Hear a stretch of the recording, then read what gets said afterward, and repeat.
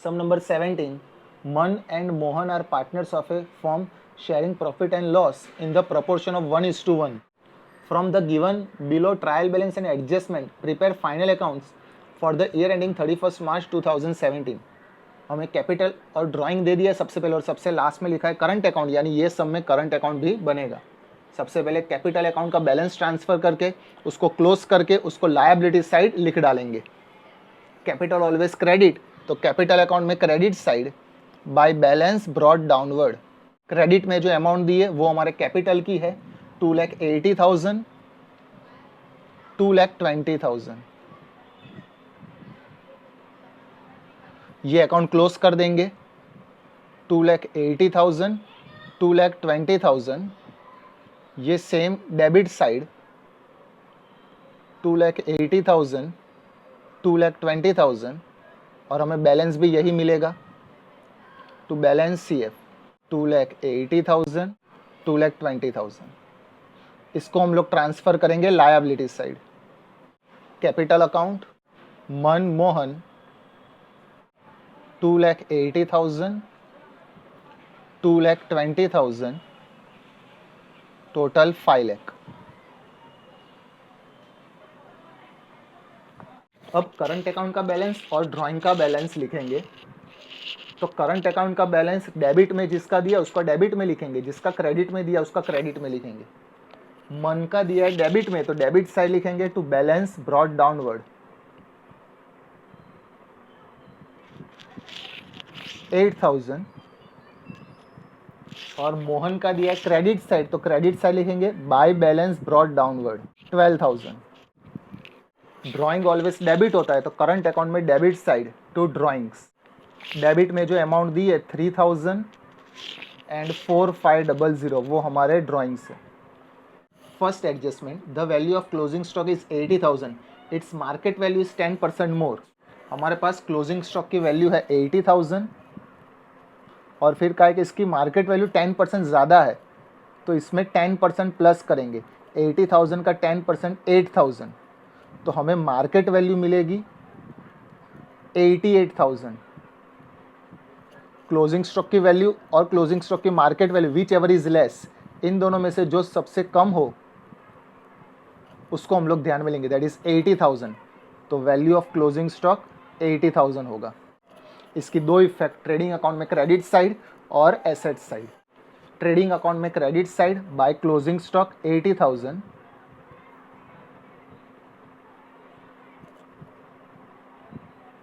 और asset side 80,000।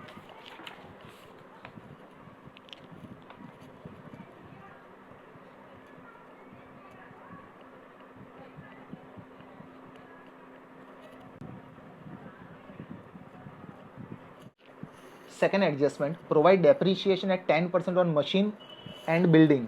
सबसे पहले मशीन सॉल्व करते हैं। हमें क्वेश्चन में दिया है मशीन फॉर ऑफिस 1,50,000 का था। परचेज ऑफ ऑफिस मशीन 1 अप्रैल, यानी हमारे पास ऑलरेडी 1,50,000 का तो मशीन था, और फर्स्ट डेट को हमने 40,000 का और मशीन खरीदा, यानी अब हमारे पास टोटल मशीन हो गए 1,90,000। तो इसको लिखेंगे एसेट साइड। सबसे पहले मशीन 1,50,000 प्लस परचेज, या तो प्लस एडिशन भी लिख सकते हैं,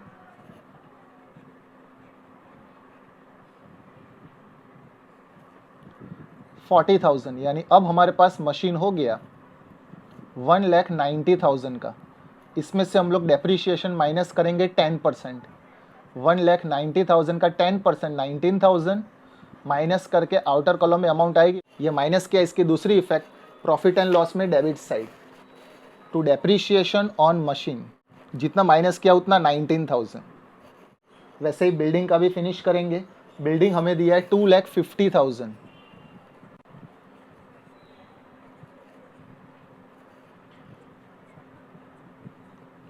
डेप्रीशिएशन 10% बिल्डिंग का भी होगा, दैट इज 25,000, माइनस करके आउटर कॉलम में लिखेंगे 2,25,000।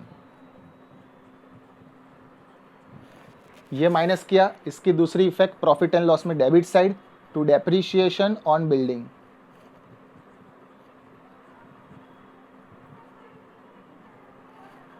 25,000. Then after third adjustment, debtors of rupees 10,000 became insolvent. Insolvent का मतलब अब उसके पास से पैसे आने के चांसेस नहीं है, जिसको कहते हैं insolvent. 10,000 के डेटर्स ऐसे हैं जिसके पास से पैसे नहीं आ सकते.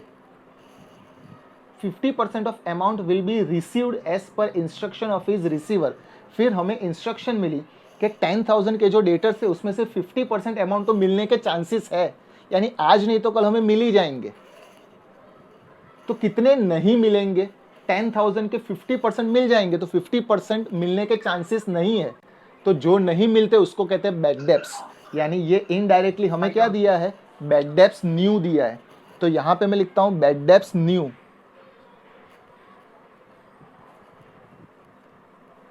That is 50% of 10,000,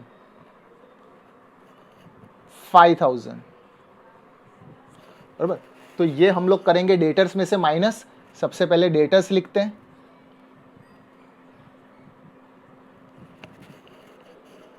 उससे पहले एक एडजस्टमेंट सॉल्व करनी है, एडजस्टमेंट नंबर 5. याद रखो बैड डेब्ट्स और बैड डेब्ट्स रिजर्व का पॉइंट तब सॉल्व करने का जब सब कुछ हम लोग डेटर्स में से प्लस माइनस कर देते हैं. तो यानी unrecorded sales, wrongly recorded sales, ये सब कुछ प्लस माइनस हो जाता है. बाद में डेटर्स में से बैड डेब्ट्स और बैड डेब्ट्स रिजर्व माइनस करने का. लेकिन एडजस्टमेंट नंबर 5 ऐसा है जो डेटर्स से रिलेटेड है. एडजस्टमेंट नंबर 5 पहले सॉल्व करते हैं. Goods of rupees 2,000 is missed out to record in sales return book. Sales return book में 2,000 रुपये का गुड्स रिकॉर्ड करना रह गया, तो इसको हम लोग कहेंगे अनरिकॉर्डेड सेल्स रिटर्न. देखो अनरिकॉर्डेड सेल्स सेल्स में प्लस होता है, मगर unrecorded sales return sales return में प्लस होगा. क्लियर? सेल्स रिटर्न में प्लस होता है तो डेटर्स में से माइनस होता है. तो सबसे पहले सेल्स की इफेक्ट पास करते हैं. बाय सेल्स इनर कॉलम में लिखेंगे परचेज एंड सेल्स दिया है. परचेज डेबिट होता है, सेल्स क्रेडिट होता है. दैट इज क्रेडिट की अमाउंट हमारे सेल्स की है. उसमें से सेल्स रिटर्न हमें माइनस करना है. पहले जो अंदर सेल्स रिटर्न दिया है वो लिखते हैं. सेल्स क्रेडिट होता है तो सेल्स रिटर्न डेबिट होता है. गुड्स रिटर्न हमें दिया है 16,000 और 14,000. सेल्स क्रेडिट होता है तो सेल्स रिटर्न डेबिट होता है, यानी डेबिट साइड जो 16,000 दिए है ना वो हमारा सेल्स रिटर्न है. सेल्स रिटर्न 16,000 था और अनरिकॉर्डेड सेल्स रिटर्न आया, तो सेल्स रिटर्न में हम लोग प्लस करेंगे unrecorded sales return, that is 2,000. तो अब हमारा टोटल सेल्स रिटर्न हो जाएगा 18,000. तो सेल्स रिटर्न सेल्स में से माइनस करेंगे 1,20,000 माइनस 18,000, 1,02,000. तो हमारे पास डेटर सेट 25,000. इसमें से हम लोग माइनस करेंगे unrecorded sales return, that is 2,000. तो हमें मिलेगा 23,000. अब इसमें से हम लोग बैड डेब्ट्स न्यू माइनस कर सकते हैं, जो हमें यहाँ पे मिला था 5,000 माइनस बैड डेब्ट्स न्यू 5,000. तो अब हमें मिलेगा 18,000. हमारे पास डेटर्स थे 25,000. सेल्स रिटर्न हमने माइनस किया, that is unrecorded sales return minus किया, तो अब हमारे पास डेटर्स बचे 23,000. बराबर. अब यहाँ पे हम लोग ने एडजस्टमेंट में यानी बैलेंस शीट में 5,000 माइनस किए, क्योंकि हमें लग रहा है कि 5,000 मिलने के चांसेस और 5,000 नहीं मिलने वाले. तो हमने एज्यूम किया कि हमारे बैड डेब्ट्स कितने हो सकते हैं? 5,000 हो सकते हैं. हमें क्वेश्चन में लिखा है कि 10,000 के डेटर्स ऐसे हैं जिसके मिलने के चांसेस नहीं है. उसमें से 50% तो मिल सकते हैं, अभी मिले नहीं है, मिलना बाकी है. यानी वो 50% भी ऐसा है कि जो मिल भी सकता है, नहीं भी मिल सकता. हम लोग जब वर्किंग नोट बनाएंगे ना, तो वर्किंग नोट में बैड डेब्ट्स 5,000 नहीं लेने का. टोटल बैड डेब्ट्स मेरा कितने होने के चांसेस है? 10,000. क्योंकि मुझे पता है कि ये जो 5,000 ये कह रहा है ना कि मुझे मिलेंगे कि नहीं, वो भी मिलेंगे कि नहीं वो भी मुझे पता नहीं है. यानी जब मैं वर्किंग नोट बनाऊंगा तो वर्किंग नोट में मैं टोटल बैड डेब्ट्स लिखूंगा, जो पूरे पूरे बैड डेब्ट्स जो मिलने के चांसेस नहीं है 10,000. क्योंकि मुझे है ना रिजर्व रखना है. याद रखो रिजर्व जो होता है ना, बैड डेब्ट्स रिजर्व, वो फ्रेश डेटर्स पे रखा जाता है. Bad debts reserve is always calculated on fresh debtors. Fresh debtors कहो या गुड डेटर्स कहो, मतलब सेम, यानी ऐसे डेटर्स कि जो मुझे पता ही है कि हाँ भाई इसके तो पैसे मिल ही जाने वाले हैं, उसको हम लोग फ्रेश डेटर्स या गुड डेटर्स कहते हैं। जब बैड डेट्स रिजर्व हम लोग रखते हैं ना, तो अब जिसके 100% मिलने के चांसेस है ना, कि ऐसे डेटर्स है जो मुझे कभी धोखा देंगे नहीं, वो तो पैसे आज नहीं तो कल दे ही देने वाले हैं, उसको हम लोग कहते हैं फ्रेश डेटर्स। उसी पे रखा जाता है बैड डेट्स रिजर्व। अभी तक हम लोग क्या करते थे, यहाँ पे बैड डेट्स माइनस करते थे और जो आंसर आता था उस पे से हम लोग बैड डेट्स रिजर्व ले लेते थे। लेकिन इसमें इनसॉल्वेंट वाला पॉइंट आता है। जब इनसॉल्वेंट वाला पॉइंट आता है तो देखने का टोटल कितने बैड डेट्स हो रहे हैं, टोटल कितने ऐसे बैड डेट्स है जिसके मिलने के चांसेस नहीं है। तो टोटल बैड डेट्स मेरे कितने हैं, 10,000। टोटल 25,000 थे, उसमें से 2,000 उड़ा दिए, 23,000 में से 10,000 डेटर्स ऐसे हैं जिसके मिलने के चांसेस नहीं है। तो ये जो 13,000 है ना, ये तो मुझे 100% पता ही है कि ये तो मुझे पैसे दे देंगे, तो इसको हम लोग कहेंगे फ्रेश डेटर्स। जब हम लोग बैड डेट्स रिजर्व कैलकुलेट करेंगे तो ये फ्रेश डेटर्स पे बैड डेट्स रिजर्व कैलकुलेट करना है, इस पे नहीं।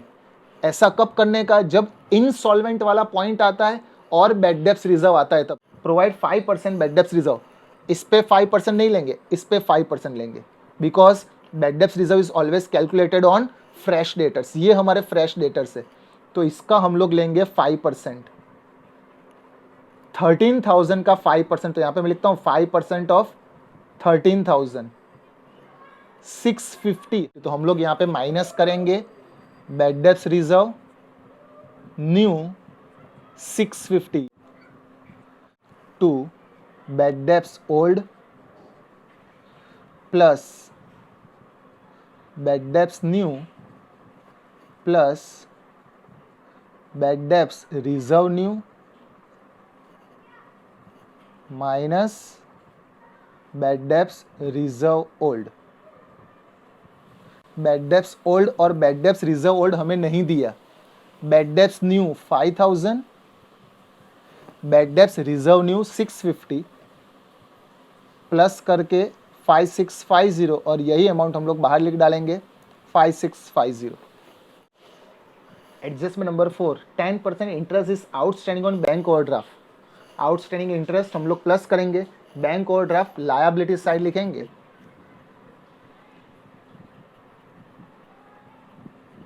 Bank account and cash account लिखा है। डेबिट साइड जो दिया है वो कैश एंड बैंक है, क्रेडिट साइड जो दिया है that is our bank overdraft, that is 3,000। तो 3,000 हमारे पास है बैंक ओवरड्राफ्ट, उसमें हम लोग प्लस करेंगे आउटस्टैंडिंग इंटरेस्ट 10%, दैट इज 300। तो आउटर कॉलम में लिखेंगे 3300। ये प्लस किया, दूसरी इफेक्ट प्रॉफिट एंड लॉस में debit side to outstanding interest on bank overdraft, जितना प्लस किया उतना 300। ये सभी एडजस्टमेंट फिनिश हुए। 2 हिडन एडजस्टमेंट दिए।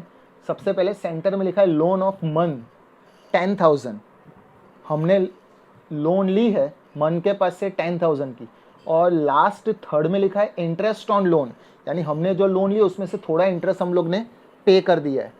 अगर लोन दिया हो तो पहले लोन में प्लस करो, इंटरेस्ट दिया हो तो पहले इंटरेस्ट में प्लस करेंगे। तो सबसे पहले मैं इंटरेस्ट लिखता हूँ यहाँ पे प्रॉफिट एंड लॉस में debit side to interest on loan 400। 10,000 rupees की लोन ली है, पार्टनर की लोन दी हो तो उसका इंटरेस्ट हम लोग चार्ज करते हैं 6%, यानी हमें उसको 6% इंटरेस्ट पे करना था। हमें टोटल इंटरेस्ट पे करना था 600, उसमें से 400 तो हम लोग ने पहले से पे कर दिया है, तो आउटस्टैंडिंग इंटरेस्ट होगा 200।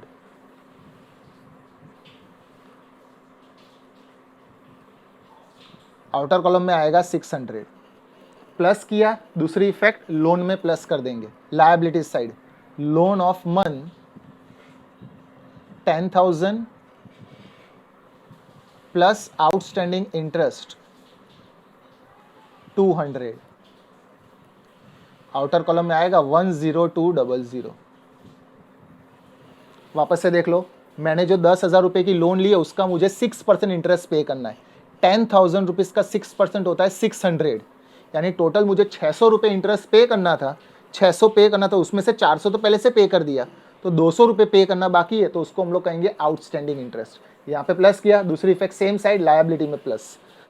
उसके बाद एक और हिडन एडजस्टमेंट है, इन्वेस्टमेंट इन 8% गवर्नमेंट सिक्योरिटीज। इन्वेस्टमेंट का है तो हमारा एसेट्स हुआ, तो एसेट साइड लिखेंगे इन्वेस्टमेंट इन गवर्नमेंट सिक्योरिटीज 30,000, यानी मैंने 30,000 रुपीज़ का इन्वेस्टमेंट किया है तो मुझे इंटरेस्ट मिलेगा, मिला नहीं अभी मिलना बाकी है, दैट इज़ हम लोग उसको कहेंगे रिसीवेबल इंटरेस्ट। 8% का इन्वेस्टमेंट किया है तो 30,000 का 8% होता है 2400, तो 2400 हमारे लिए कहलाएगा रिसीवेबल इंटरेस्ट। आउटर कॉलम में लिखेंगे 32400, ये प्लस किया, दूसरी effect same side profit and loss में credit side, by receivable interest on investment 2400। ये सब पॉइंट खत्म हुए, अब जो बाकी है वो लिखते हैं। सबसे पहले कैपिटल एंड ड्राइंग हो गया, परचेज एंड सेल्स में से सेल्स हो गया है, परचेज बाकी है, तो परचेज लिखेंगे ट्रेडिंग अकाउंट में debit side to purchase. Inner column में अमाउंट लिखेंगे 80,000, माइनस करेंगे परचेज रिटर्न। परचेज डेबिट होता है तो परचेज रिटर्न क्रेडिट होता है, क्रेडिट साइड गुड्स रिटर्न में जो 14,000 दिए that is our purchase return, minus करके अमाउंट बाहर लिखेंगे 66,000। Advertisement expense profit and loss में डेबिट साइड 7,000। कैरेज आउटवर्ड वो भी प्रॉफिट एंड लॉस में डेबिट साइड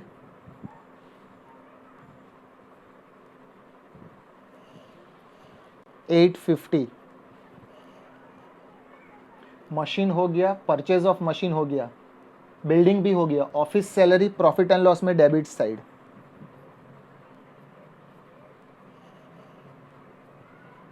15,000।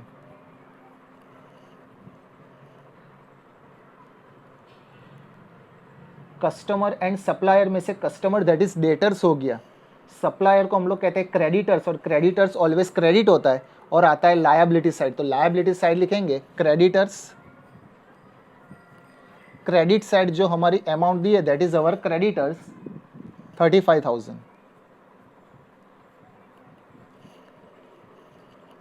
गुड्स रिटर्न हो गया, वेट चार्जेस जिसको हम लोग तोलाई कहते हैं ट्रेडिंग अकाउंट में debit side to weighing charges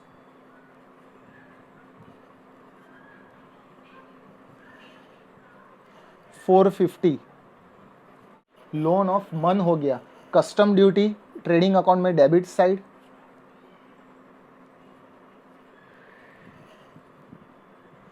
1300। Good stock first April that is opening date का स्टॉक जिसको हम लोग कहेंगे ओपनिंग स्टॉक ट्रेडिंग अकाउंट में debit side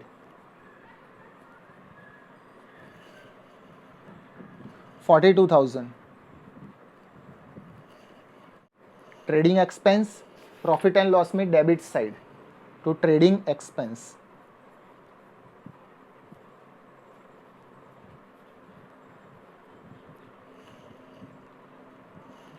1300। Wages and outstanding wages दिया है, वेजिस हमारा एक्सपेंस होता है और एक्सपेंस ऑलवेज डेबिट होता है, तो डेबिट साइड जो 750 दिए है वो हमारा वेजिस है, ट्रेडिंग अकाउंट में डेबिट साइड लिखेंगे टू वेजिस, डेबिट की अमाउंट 750। और आउटस्टैंडिंग वेजिस हमारी लायबिलिटी है और लायबिलिटी ऑलवेज क्रेडिट होती है, तो लायबिलिटी साइड लिखेंगे outstanding wages. Outstanding wages trial balance में दिया तो उसकी एक ही effect liability side, credit side जो अमाउंट दी है that is our outstanding wages 2600। Commission paid in advance जिसको हम लोग कहेंगे prepaid commission, outstanding liability होती है, प्री पेड एसेट साइड लिखा जाता है, तो प्री पेड कमीशन लिखेंगे asset side 350।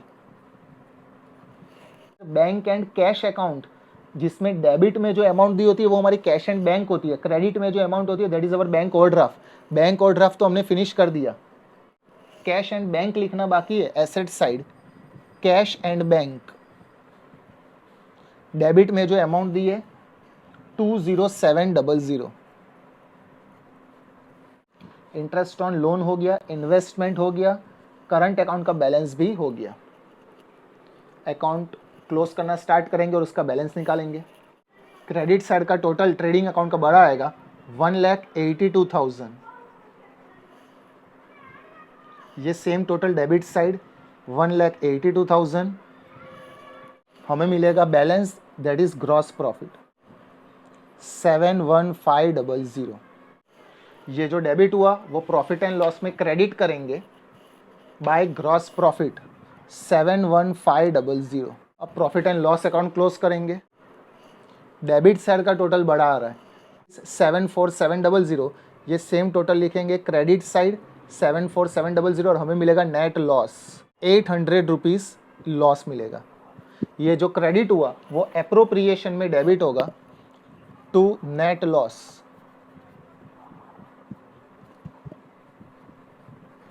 Profit and loss appropriation account भी क्लोज करेंगे 800। ये सेम क्रेडिट साइड 800 और बैलेंस मिलेगा नेट डिविजिबल लॉस। इसको हम लोग डिस्ट्रीब्यूट करेंगे दोनों पार्टनर में 1:1 में। टोटल 800 हमारा लॉस हुआ, इसको इक्वली डिस्ट्रीब्यूट करेंगे, दैट इज डिविजिबल लॉस होगा 400। ये जो क्रेडिट हुआ वो करंट अकाउंट में डेबिट होगा टू नेट डिविजिबल लॉस 400। अब करंट अकाउंट क्लोज करेंगे। सबसे पहले मन का अकाउंट क्लोज करेंगे। डेबिट साइड का टोटल मन का ज़्यादा आ रहा है, दैट इज़ 11400। ये same total credit side 11400।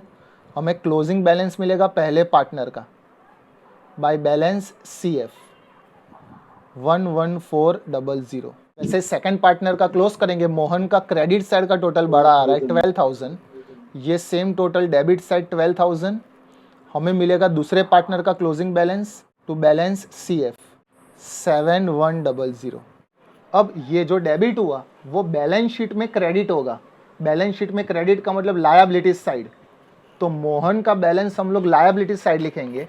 Current account of Mohan 7100 और ये जो क्रेडिट हुआ उसको हम लोग डेबिट करेंगे। बैलेंस शीट में डेबिट का मतलब एसेट साइड। मन का करंट अकाउंट का बैलेंस 11400, तो करंट अकाउंट ऑफ मन 11400 और फाइनली हमारे बैलेंस शीट का टोटल टैली हो जाना चाहिए 558200 बैलेंस शीट का टोटल आएगा।